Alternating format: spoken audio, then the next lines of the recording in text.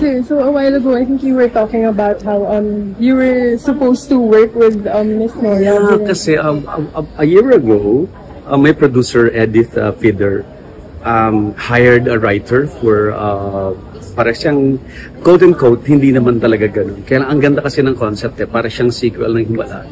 And then kasi di pa sa Himala na supposedly she was raped. And then eto naman after several years, parang of course ibang pelikula to. Kaya lang dito kasi para siyang nagkaanak tapos ako yung naging anak niya. Tapos para kaming well, baka ma-preempt yung story. But anyway, hindi na rin naman matutuloy. So, I'm really very sad kasi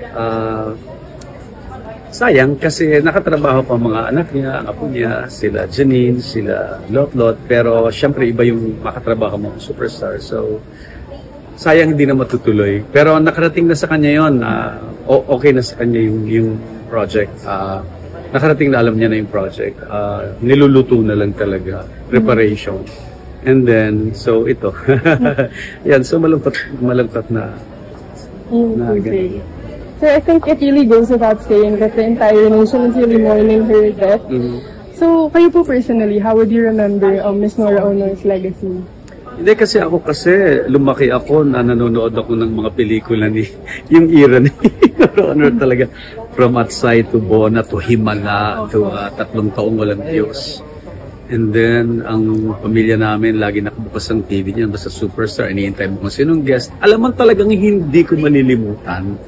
Nagtataka ako kung bakit ang pinakamalakas na dating sa akin, nakakatawa ng bata ako.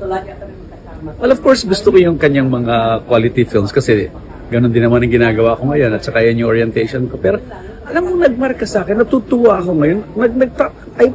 I'm really amused, no? Ang lakas na dating sa akin ng Super G. Hindi mo alam yun, I'm sure bata ka pa. Kasi nagkaroon siya ng movie na Super G. Nagmumotorsiklo siya. Tapos yung helmet, ang malakas na dating sa akin yung helmet niya. Tapos may nakalagay na G. Tapos nagmumotor siya ganyan. Tapos talagang she's fighting for justice sa mga victims ng injustice, no? Yan ang pinakamalakas ang dating sa akin to think, para siya kasing kumbaga ito yung counterpart ng Darna ni Neil Manuel. Siya naman Super G. Naka-helmet siya, tapos naka-leather jacket, tapos salang tumatumbling, nag-action. So, ang lakas na dating sa akin.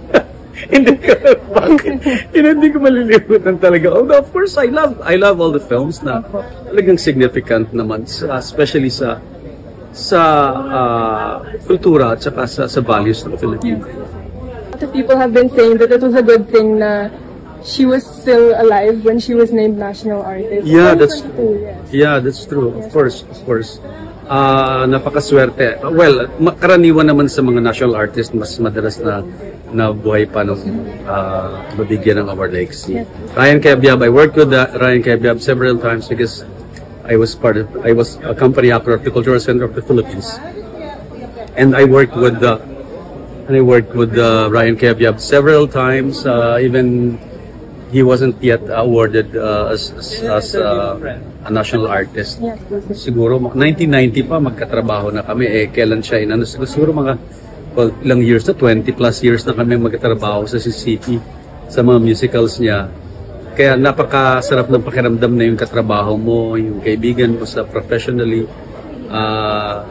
nabigyan ng recognition as a national artist. So nakakatuwa yan. So yung nangyari yun sa kanya, nabuhay pa siya when she was awarded.